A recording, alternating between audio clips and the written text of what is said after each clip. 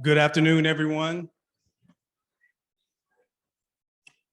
All right, we're going to get started here. I want to first thank you for being here. Are you enjoying the conference so far? Yes. Awesome, awesome. I want to thank the association for giving me an opportunity to share my message with you. As you can see, my message is reimagining leadership and becoming the best version of you.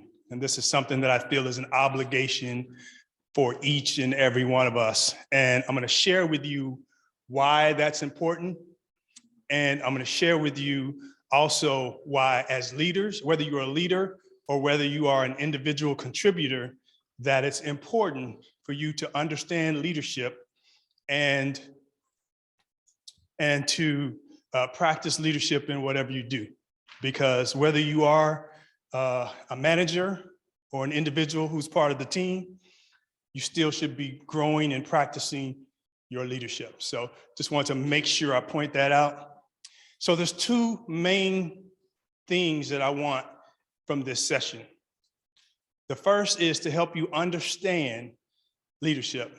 So I want you to just take a moment here and think about leadership. When I say leadership, what does that mean to you? Take 10 seconds and think about that. What does leadership mean to you?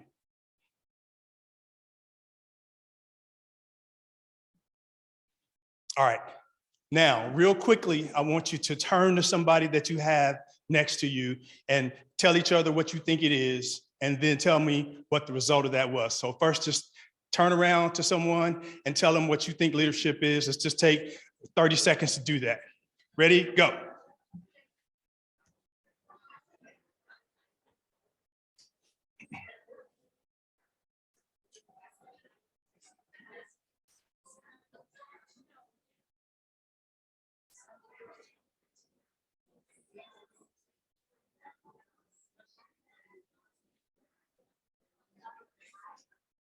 All right, all right. So I have a question. So you discussed it. How many of you had the exact same definition of leadership? Only a few. And there's a reason for that. Leadership is very abstract. It's very vague. And so different people see leadership in different ways. And so what I'm going to do for you today is provide a more clear vision of what leadership is and how you can demonstrate behaviors that are consistent with leadership. So I'm going to help you do that. I'm going to also help you understand that personal development and leadership are intertwined. So if you're a leader, you learn to become a leader by developing yourself. If you're not a leader, before you can become a leader, you need to learn how to be a leader. Both of those require personal development.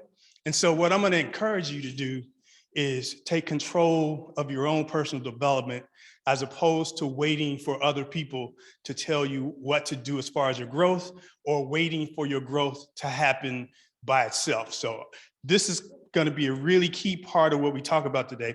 The second thing that I want from this session is growth momentum. I want growth momentum. I know that I've been to a lot of conferences over the course of my life. I've been in a capacity of a human resources professional, coach, and speaker for 30 years. I've gone to conferences. I've been fired up. I've learned some great things. And then I went home and life happened and I put the book on the shelf.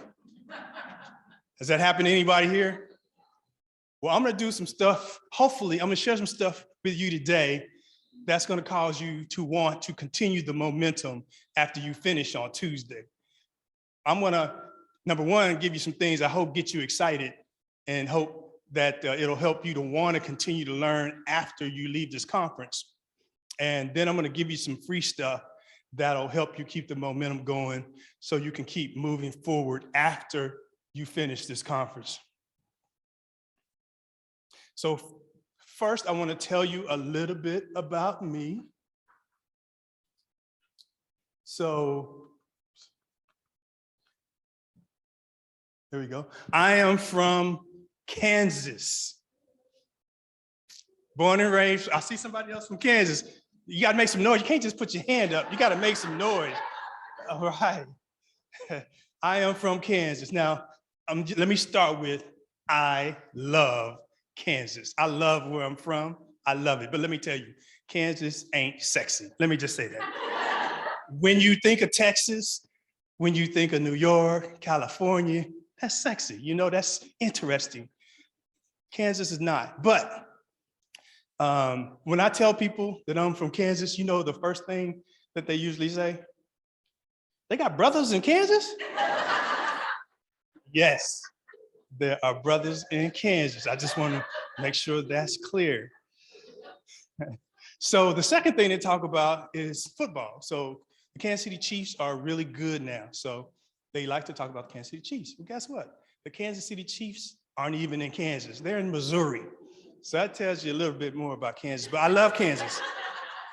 I love Kansas. So the next thing they talk about is the Wizard of Oz. And we are all nodding our heads because we all know the story of the Wizard of Oz. Let me tell you what I love about the story of the Wizard of Oz. It's a journey that each and every one of us have taken. It's a story about a group of people who are going through the journey of life and they're looking for something to complete them, something outside of themselves. They're in search of something. And they ultimately find out that everything that they were looking for, they already had. And that's kind of the story of each and every one of us. We're at some point in our life, we're out looking for something else to make us happy. We're out looking for something else to help us advance. When the truth is that we have what we need, we just have to utilize what we have. So I love that story. And I also love one of the characters in The Wizard of Oz. It is the Scarecrow. You know why? Scarecrow is doing such a great job after the movie because every time you ask people, what's the Scarecrow doing? And they say, he's outstanding in his field.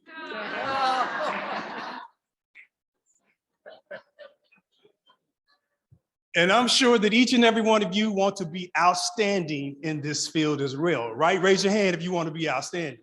Every hand should go up. Amazing. All right. So I am a Texan now. I've been in Texas for 25 years. I love Texas. If you love Texas, let me hear some noise. See, Kansas, that's how it's done. Just let you know. And of course, I love Texas as well. And I just want to say there's no place like home. Now, when I say no, there's no place like home, that makes me think of family. And the first little nugget is that family is first. Family is my purpose, it's my reason, and I'm sure for many of you, it's your reason as well. So everything we do it for family.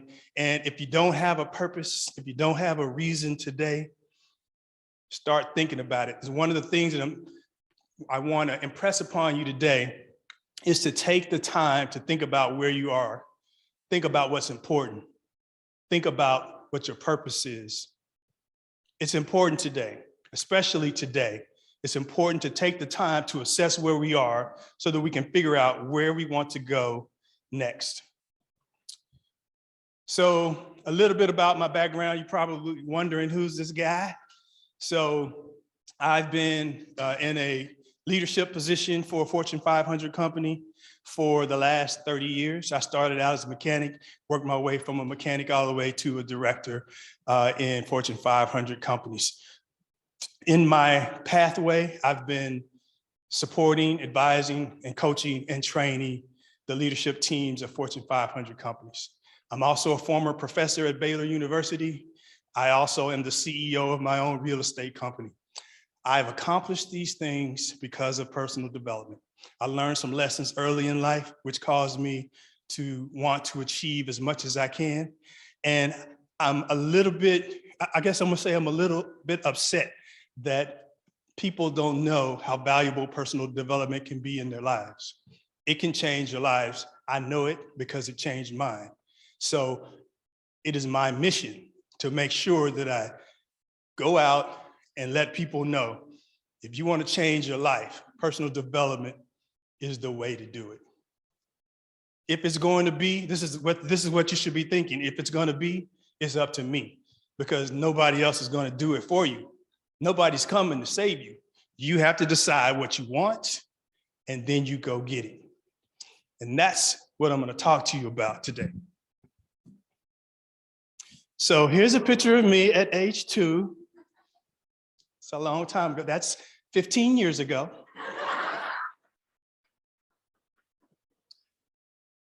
No, seriously, I am 56 years old, and I've had a great life, a very blessed life. My wife is in the corner over there. Wave at her, please.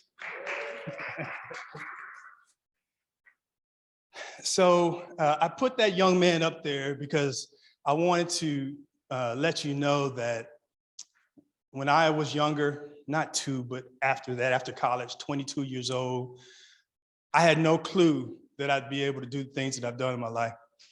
And I believe that the same is the case for many of you. No matter where you are in your career, there's a lot more that you can do. You know, I got my master's degree in 2018, 30 years after I finished my bachelor's degree. You never stop learning. There's so much more that you can learn, and you should continue learning for all of your life. This is the house that I grew up in. Me and my brother and sister and my mother and father, 5 of us in an 800 square foot house, 1 bathroom. That was tough, let me tell you. Never had a bedroom to myself as a child. And let me tell you, we were very poor. We grew up very poor. Sometimes when I say that, I feel like I need to qualify it to help people understand what I mean. Anybody ever heard of government cheese? Yeah, I've had government cheese. Let me tell you, it's hard to make macaroni and cheese with government cheese. It's hard. It's not easy, and it doesn't taste good. Have you ever had to get gas for your car and you used the penny rolls? You know what I'm talking about? Yeah, and went to the gas pump and got, here, I need $2.57 on pump 4. That is what poor is. Now, I tell you this, and I tell you there's nothing funny about being poor. There's nothing funny about being poor, but let me tell you, it was fuel for me. It gave me the inner fire to do what I needed to do to make sure that I didn't have to deal with that circumstance. So I tell you that to say that you can do anything you want. If you're not where you want to be, that's okay. I want you to make a decision today that you're going to change what you don't like. Whether it's that you're financially not where you want to be, whether it's not where you want to be in your relationship, whether it's where you're not where you want to be as far as your ability to communicate with others, whether it's how your relationship with your children. If it's not where you want it to be, I want you today to say, no more. I'm fixing that today. You have to hate those things that don't support what you want so that you can have the emotional commitment to making a change. That's what I want from you today. Now, I also want you to dream big. As I mentioned, that young man on the screen would have had no idea that I would be able to accomplish the things that I've accomplished in my life. And you see the things on the screen. You know, I've been through Europe. I've been to the top of the Eiffel Tower. My wife and I have walked to the top of the Sacré-Cœur, the Church of the Sacred Heart in France. We've been to the Cathedral of Notre Dame. We've ridden in the gondolas in Venice. And I credit a lot of that to personal development and leadership because it created the opportunities that allowed me to go do those things. So I want you to dream big. I don't want you to aim down here and hit it. I want you to aim up here. I want you to aim high. And I believe that you are capable of more than you know. You can do more than you think you can. You have the ability to do more. We must push ourselves so that we can accomplish the things that are necessary for us to reach our full potential. And that's what I want for you. I wish that for each and every one of you. I'm still striving. I've accomplished a lot already, but I ain't done. Let me tell you, I'm gonna keep going until I stop moving. I'm gonna keep accomplishing things, and I want you to have that same attitude. You may be happy with where you are, but don't be satisfied. Continue to grow. The world needs it. The world today needs it. We need you to be the best you can be. We need you to be the best you can be. There's a picture of me in Pisa, Italy, and my wife and I went there before the pandemic. And this was my favorite monument that I went to see because I love the story behind it. Anybody been to Italy? Raise your hand. All right. Anybody go to see Pisa when you were in Italy? Yes, yes. Did you hear the story? Did they tell you the story when you went? All right, so let me tell you the story. The story of Pisa, I love it. So an architect designed and built the Tower of Pisa. And so most cathedrals and churches had a bell tower, but he did it differently. You know, being an architect, you know, they like to do things a little differently so they stand out. So he built the tower not attached to the church, and he failed to properly secure it to underground to the church. So the tower started leaning, and they thought the tower was going to fall. It took 200 years to build the tower. Let me say that first. 200 years to build the tower. And I'm always amazed when I look at some of the architecture from way back when and how they even did it. But it took 200 years to build it. So they were thinking about tearing it down. You're just knocking it over and starting over. But they decided that if they pulled the best minds together, that maybe they could find a way to save it. So that's what they did. They sent a call out, not a phone call, but like a message out to all the best engineers, architects, and philosophers. They gathered together and they discussed ways they could save the tower. They came up with a plan, they implemented it. It included injecting some cement in certain areas to secure it, and they saved the tower. Now they asked the question, is there any way to straighten it up? And everybody said, let's not try to straighten it up. Let's just secure it so it doesn't move any further. So that's what they did. And the Leaning Tower of Pisa is now one of the most visited monuments in Europe. Now, let me tell you why I tell you this story. Because for me, the Leaning Tower of Pisa is a metaphor for us as humans, built with the best of intentions, but imperfect. We fall short, we all fall short, just a little bit. None of us are perfect. I'm not perfect, nobody in this room is perfect, just like the tower. We take time to try to improve ourselves. You know, they got people together to identify what they could do to fix and save the tower. And we do what we can when we have issues to improve. And as a result, the tower it's special. They saved it and it's special. Each and every one of you is special. There's something about you that's special. Our objective, our goal, our responsibility is to dig deep inside and figure out what that is, and then share it with the world. Some people find it early. Some people search for a lifetime. Some people never search. But I'm telling you that you need to start looking inside and finding out what that special thing is. You probably already know. But if you don't, spend the time to search and find out what that is. Just like the tower, you're unique. There's no one else like you. Everybody in this room has their own attributes, their own strengths, their own weaknesses, their own likes, their own dislikes. Every one of us is unique. And because of those two things, that the tower is determined to be extraordinary, and that's why everybody wants to go see it. And I want to tell you that you are extraordinary because you're special, because you're unique. You too are extraordinary. And we need to hear that every once in a while, that each and every one of us is extraordinary. So I want you to turn to somebody and say, you are extraordinary.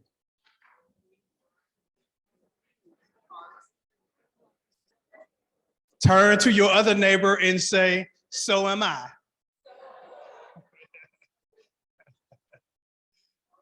All right. So next, I want to talk to you a little bit about leadership and personal development. So the two are intertwined, as I mentioned before, and I want to give you some guidelines that'll just help you better understand leadership and personal development. So we've mentioned that leadership is abstract. So a way to define leadership that helps you simplify it is that leadership is influence. Leadership is influence.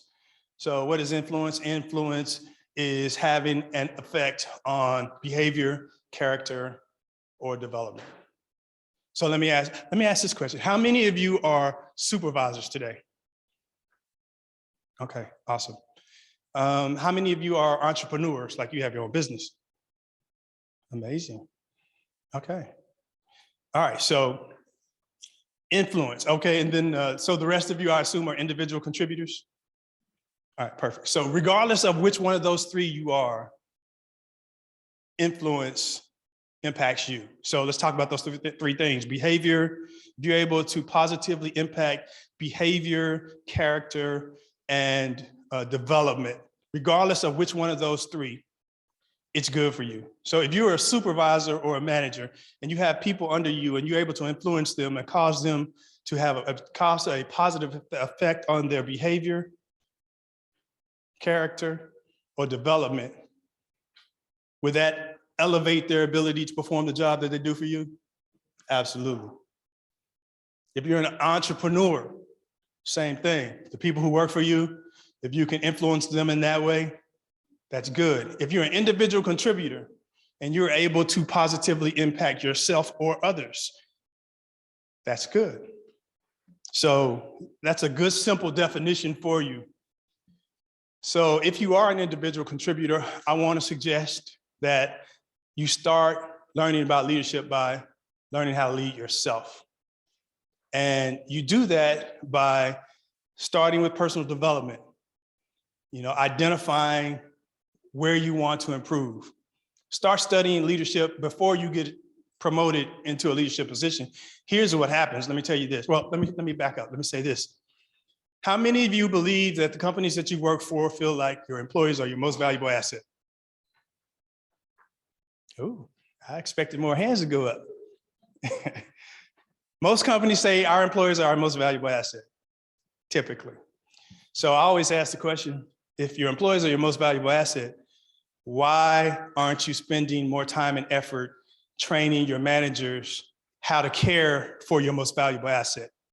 So for those of you who are managers or supervisors, how many of you got trained on how to be a leader and how to manage people before you moved into your role? Raise your hand. I see a couple. And this has been the experience that I've had for 30 years. Every place I've been to Fortune 500 companies, they struggle with it as well. So don't feel bad if you didn't get that. Everybody struggles with it. And this is why I say that you must be responsible for your own personal development, because if you're waiting for somebody else to do it, probably not going to happen. So definitely take control of your own growth. Start leading wherever you are. If you're an individual contributor, you are just as important to the team as the manager. Let me tell you, there are some individual contributors that contribute to success and failure just as much as the manager. If you have somebody on your team who is there, who can make sure that people do the things that they need to do, it'll help the team. The team will advance. And I'm going to talk about some influential behaviors in a few minutes. These behaviors work and are good for individual contributors and managers. And so to give you just a few tips of things that you can do. As I mentioned, these two things are intertwined. If you want to elevate your level of leadership IQ, you'll have to invest in personal development. That's the best way. Now, let me tell you, if you don't spend time studying personal development, You'll learn by experience eventually. You know, what do you call it? Trial by fire? You'll get trial by fire. How many here have been through trial by fire? I'd imagine most of you. And you will learn. But I think it's better, I think it's beneficial to invest in personal development and learn what you can learn and accelerate your learning curve by taking control of your own leadership growth. And then the last thing, and what I believe is the most important, is that leadership impacts everything. Leadership impacts everything. Now, whether that's good or bad, meaning successful or unsuccessful, leadership impacts it. So I'm gonna give an example that most people don't like. And see, this is a football example. How many people know who Tom Brady is? Everybody, because he's cute, I know, that's why. I mean, I say that in a brotherly love kind of way. I'm just saying. But Tom Brady, on 2 occasions, has gone to a mediocre team, brought his leadership, brought his work ethic, brought high expectations and his requirement for excellence. And he took both of those teams and caused everybody else on the team to get better. Leadership did that. What if you could do that in your workplace? Cause that kind of spark, that kind of energy that causes the people around you to want to be better, to want to grow. What if everybody did that? I believe the difference between most companies is the people. We all got the same equipment, we got the same computers, we got the same processes. What's different? It's the people. And the people's attitude makes a difference. And if you're able to do something that causes the people in your organization to elevate their level of performance from here to here, guess what happens to the business? It goes from here to here too. And leadership and personal development can help you cause that type of effect. So those are some things that you need to know about leadership. So let me ask you, are these new concepts to you, or do you already know this?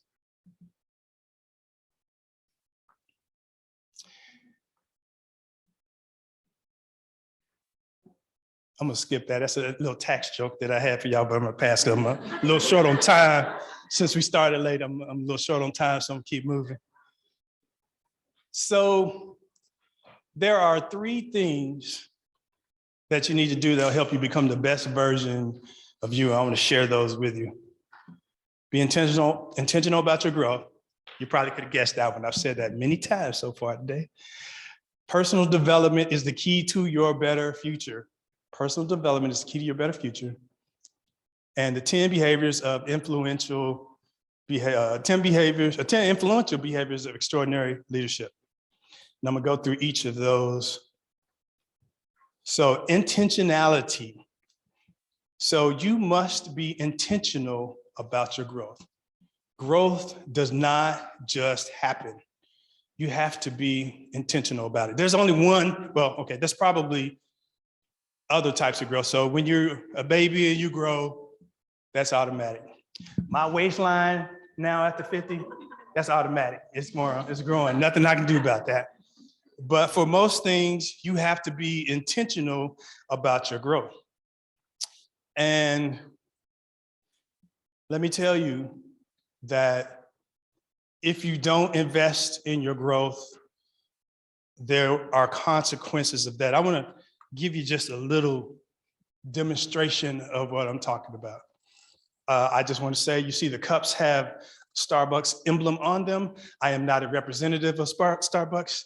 I do not receive any funding from Starbucks. I just want to say that. I'm supposed to say it real fast. I do not represent Starbucks. But...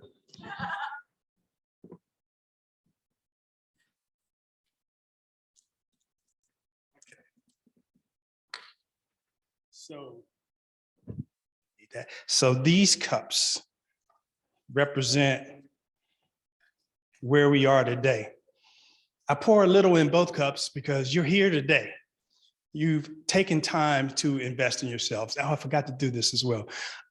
The fact that you're here pre-conference to get a little extra, that's special. That tells me that you know that you want to invest in yourself. You want to grow, you want to be the best you can be.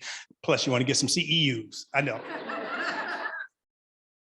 But you're here. So I want you to give yourselves a round of applause. Turn that this way so they can see that. All right, so here's what I want you to see. These are two versions of each and every one of you. So one version comes to this conference, gets excited, learns some fantastic things, goes home, puts the book up, and does nothing. That's this version right here. This version is the version who is excited just the same, but instead of letting life cause them to not take advantage of what they've learned, they spend a little extra time studying the manual when they get back. They create some connections while they're here. There's a lot of people with a lot of experience here. A lot of people who have been through what you're about to go through. There's a lot of people who you can help. You've been through some things that people are going to go through, and they need somebody to guide them and help them through it. So networking and connection is another great benefit of a conference like this. Someone who decides that they want to improve their communication skills and they're going to go take a course or spend time working on communication skills. Let me share with you some information. I'm not going to throw it on you, sorry. Studies show that about 90% of business-related problems are caused by miscommunication. So miscommunication is happening all day, in little small conversations. Sometimes miscommunication causes big problems, but it's happening all day. So, and we're practicing communication from the time we are a baby. But most of us don't have a process for communication. How do you communicate to make sure you get to the point or you walk away with an understanding, a common understanding of what needs to be done? So that's just an example of something else that you could do as a result of understanding that your personal growth controls your future and helps you to become the best version of you. So you invest in communication. You spend some time, maybe you go back and get another certification. Maybe you spend some time understanding how to strengthen your knowledge of the code system. So you have two versions of you here on this table. One of these versions will be you in 3 months, 6 months, or next year when we're back at this conference. Will it be the version who went to the conference, enjoyed it, and then went home and did nothing? Or will it be the version who realized that my better future is based on my ability to invest in my future and to engage in personal development? If you are satisfied with this version, raise your hand. I better not see a hand go up. And if you want the other version, raise your hand. All right. So there is the example. Now, Thurston.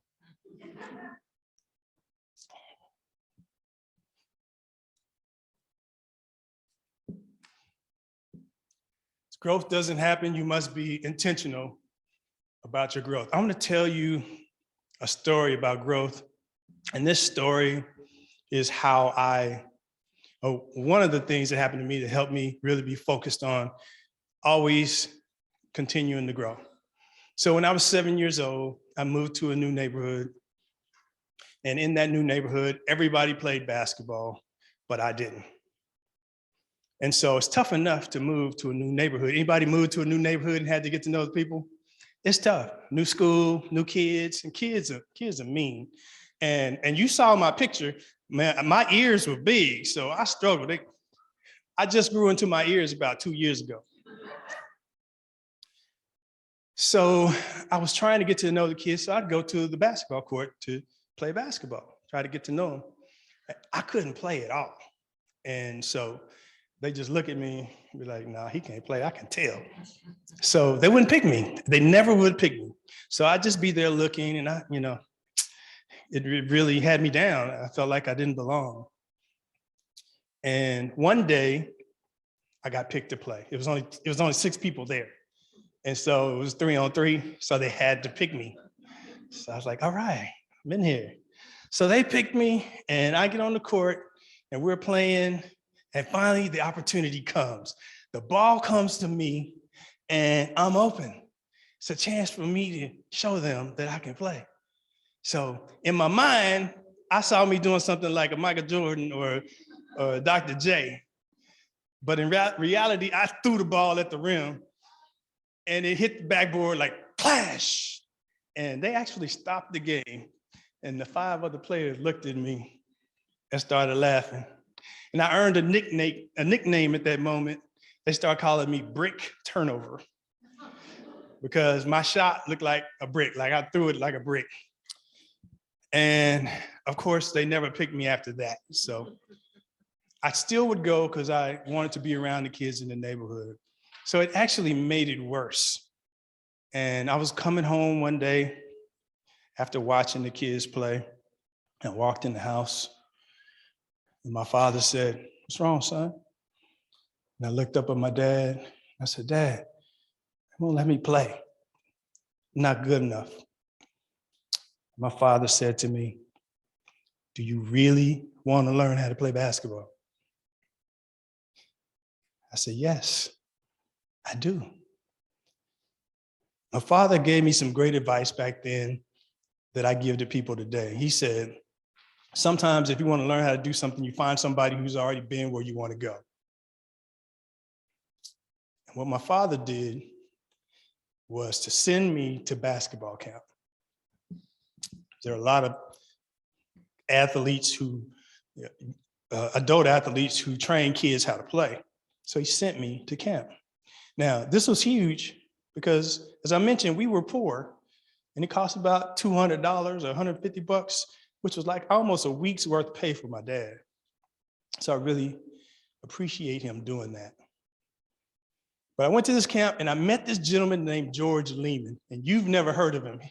For me, he is the Steph Curry of many years ago.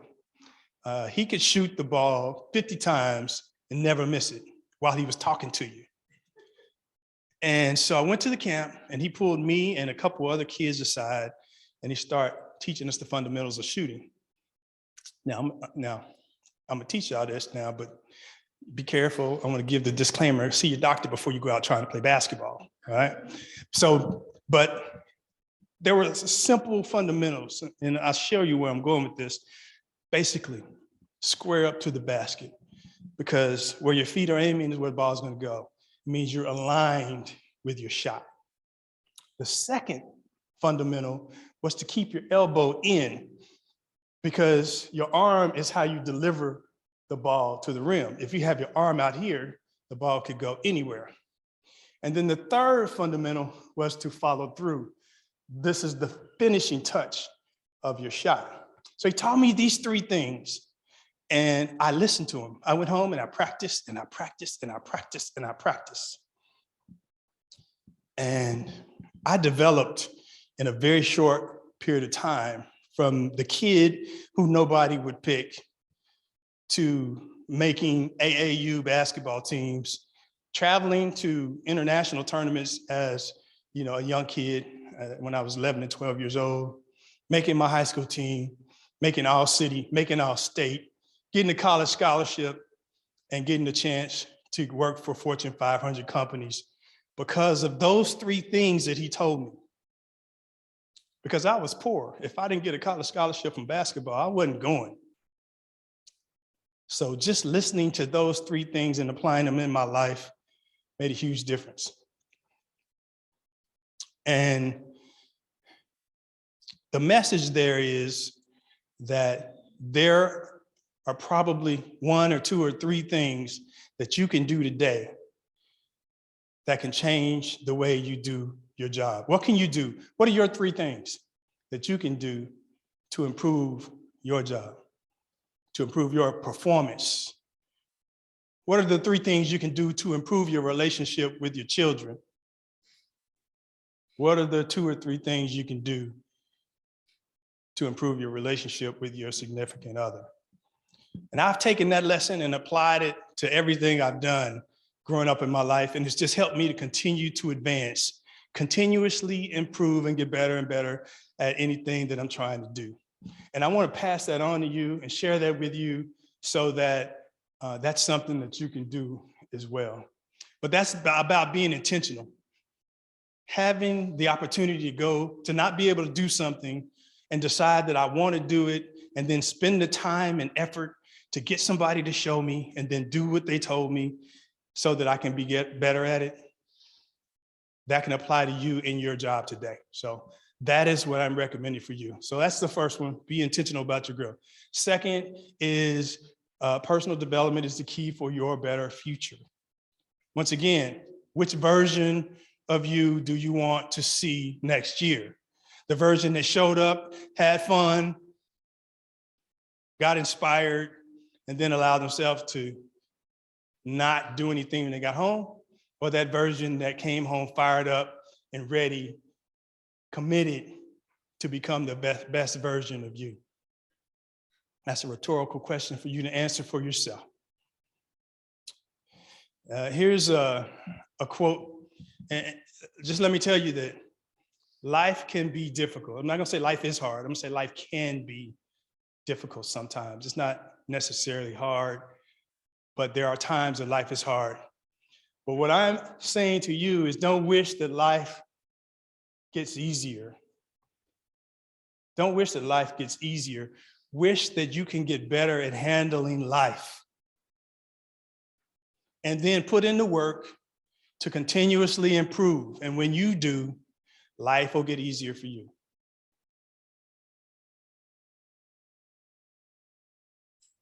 So here are the 10 influential behaviors.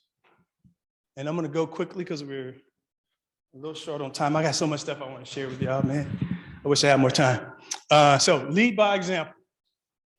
And once again, remember that this applies whether you're a leader, a supervisor, or an individual contributor.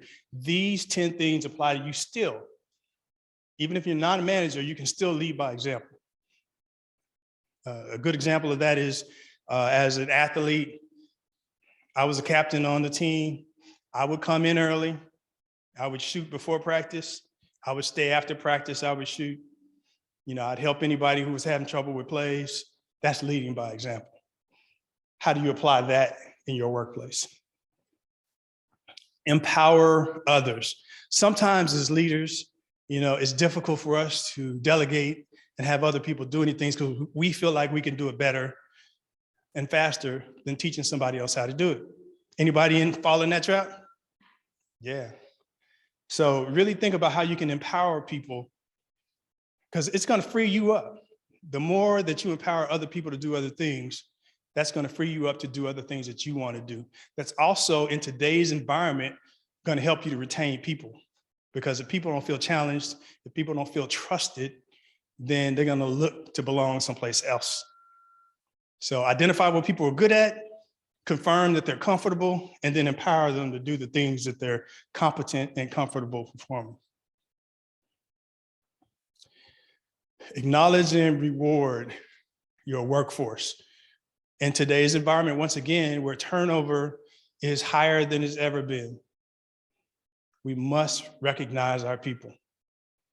You know, and I've worked in workplaces where I've heard managers say, oh, I haven't said anything to them, but no news is good news. No, not today. Today, silence contributes to insecurity for employees. If you don't tell them what's going on, you know what they do? They make it up. So, you know, tell them if you appreciate them, let them know. Develop your team. Now, this one's interesting because over the last 30 years, you know, I've always been in a position where I'm analyzing the data regarding turnover. And typically between 40 and 50% of the time, when people leave, they identify that they left, or part of the reason they left was because of lack of career development opportunities. And depending on the maturity of the company that you work for, you may or may not have a talent development process where when you have your performance reviews, you not only do the performance review, you also talk about career development. Where do you want to go in your career? What kind of training would you like? What parts of your job do you like? What parts don't you like? Asking these questions to understand how you can develop their career. What's the next step for you? What can I do to help prepare you for the next step for you? All these things are important questions that need to be asked regularly with your employees if you want to develop them and if you want them to feel like you care about their growth. Engage every employee. A really quick story. When I started as a mechanic 30 years ago, I was on the shop floor. I worked on an airplane called the Beechcraft Starship. I worked on the engines. I was at a desk just like this, and the managers would walk by probably once a week, and they would ask about what was going on. And I'd have my parts on the table working, and my supervisor would be here, and the managers would be right here, and I'd be working, and they'd be talking to each other, asking questions. Not a single one of them looked at me, didn't smile at me, didn't ask me how I was doing, didn't ask me anything about the job. My supervisor knows less about the job than me. I felt like I was invisible. I felt like I wasn't there. And I made a commitment at that point. I said, if I'm ever in a position of leadership, I'm going to acknowledge every employee that I encounter. I'm going to make sure they know that I see them. And from then on, or actually when I got promoted into management, when I walk in the shop floor as an HR professional, this is different as well. As an HR professional, I visit the shop floor very regularly. I go out to the employees and not require them to come to see me. I walk out and I say hi to them, and they come and see me. And that's the kind of relationship that you should develop as a manager as well. Engage your employees. And that doesn't mean you go to every employee and sit down and say, so what you do this weekend? Yeah, no. So don't do anything like that, but just to say hi. You'd be amazed at how simple it is. So one of the companies I work for, we overhauled the engines for Southwest Airlines. So they allowed us to come and spend a day with their management. And you never notice this until you've experienced it done well. When we walk through the hallways of Southwest Airlines, every single person that we encountered looked at us in the face and said, hey, how you guys doing? Every single person. And so I never really thought about that until I experienced it there. Their people care about each other. They greet each other. They greet guests. They make you feel special. And I didn't notice it but when I went back into my workplace and I walked down the hallway, people walk by me and don't even look. Sometimes, not everybody, sometimes. And then sometimes people walk by and I say, hey, how you doing today? And they look like, oh, you're gonna ask me for $1 or something. So it's so easy just to say hi. And let me tell you that everybody in this room is in one of three situations. You just finished going through something, you're getting ready to go through something, or you've already been through something. So let me tell you that sometimes just saying hi, how are you? It makes a huge difference. And as I said at the beginning, we need you today. I need you today to be the spark to change those things in your workplace. It's very simple to do. Very, very simple to do. All right, so number 6, let me keep moving. Respect everyone. Sometimes people will be talking to you, and then somebody at a higher level comes in and they change. That's not authentic. The janitor and the general manager should be treated the same, with respect. Nothing special for the general manager, or better yet, just as special for the janitor.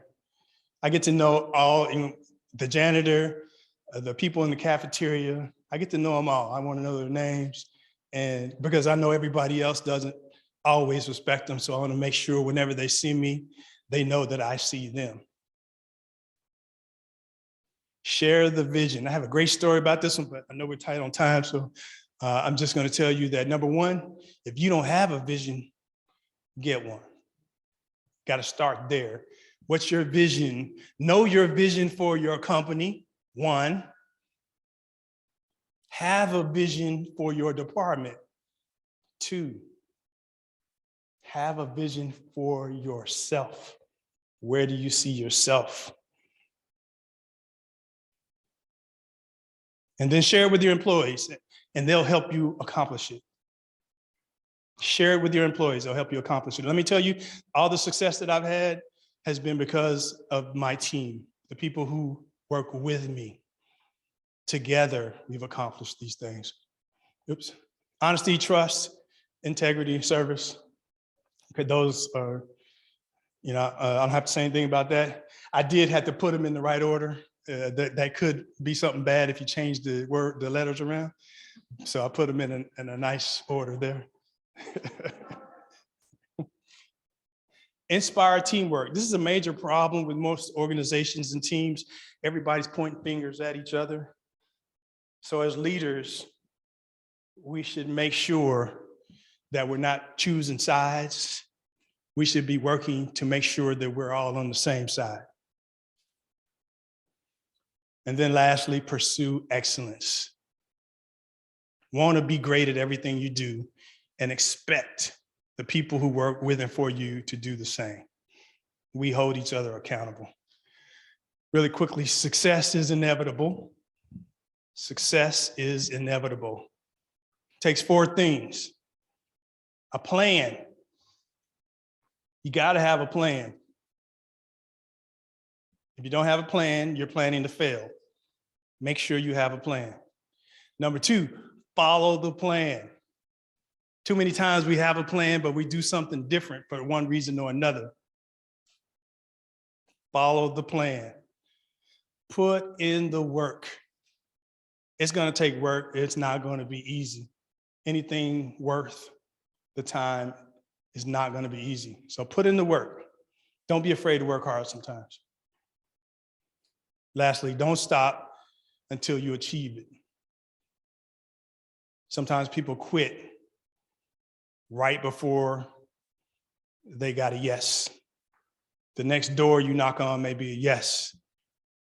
So don't quit. So to recap really quickly, be intentional about your growth. Personal development is the key to your better future. And then apply the 10 influential behaviors of extraordinary leadership. Think about your three things. When we close here in just a second, I want you to write down those three things that you can do to take your life and your career to the next level. And as I close, I want to quote one of my favorites, Gandhi, "Be the change that you want to see in the world." And let me tell you what that means real quick. It means that most people want to change the world and they try to do it outwardly. It's too difficult. It's too big to do it that way. You start right here. You start with you. You lead by example. People see what you do. They like that and they want some of that. They want to emulate you. They want to follow you. So before you know it, you've impacted your family, your community, maybe your business, your department, your city, your county, and maybe even the world. So I've talked about a lot of stuff today. I know I see you taking notes. Here's what I want to do for you. You see on the screen, the QR code takes you to my website. If you go there and subscribe leave your email address. I'll be able to send you information. I have reports on self-development. I have coaching opportunities.